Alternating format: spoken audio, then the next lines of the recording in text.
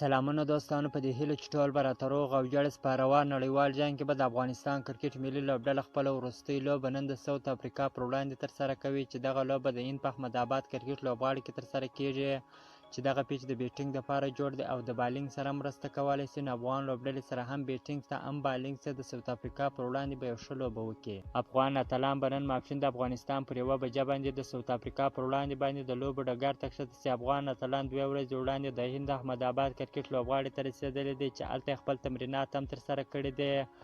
په کومو برخو کې چې دوی نیمګړتیاوې درلودلې هغه یې هم حل کړي دي. د حشمت الله شاهدي په وینا لوبډله ډېر چمتو ده چې د ساوت افریقا پر وړاندې به یو ښه لوبه وکړو.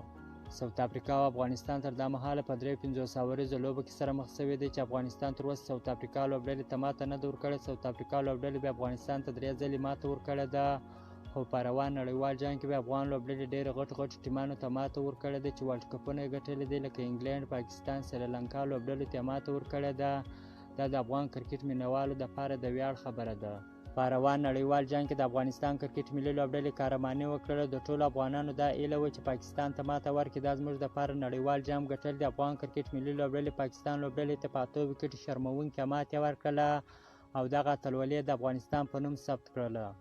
تېره ورځ په نړیوال جام کې ډېره خوندوره په زړه پورې لوبه ترسره شوله، چې سریلانکا او نیوزیلینډ لوبډلې سره مخ شولې. د نیوزیلینډ لوبډلې د لوبې ټاس وګټئ، په خپله د توپ اچونې پرېکړه وکړله. د سریلانکا لوبډلې په 40 اورونو کې د ټولو لوبغاړو په سوځېدو سره 101 منډې جوړې کړلې. د 102 منډو هدف په تعقیب کې د نیوزیلینډ لوبډلې ډېره خوندوره په زړه پورې لوبه وکړله. په 40 اور کې د 5 لوبغاړو په سوځېدو سره یا د هدف ترلاسه کړ. د سریلانکا لوبډلې ته په 5 ویکټو ستره ماتې ورکړله. د سریلانکا لوبډله د چمپیون ټرافۍ څخه پاتې شوله او داسې د پاکستان لوبډله بیا د سیمي فاینل څخه پاتې شوه، چې د پاکستان کرکټران او د کرکټ مینوالو ارمانونه یې د خاورو سره خاورې کړله. که مو چیرې دغه ویډیو خوښ شوی د په چینل کې نوي یاست نو حتما زموږ چینل هم در سره سبسکرایب کړئ. تر بلې ویډیو پورې د الله په امان.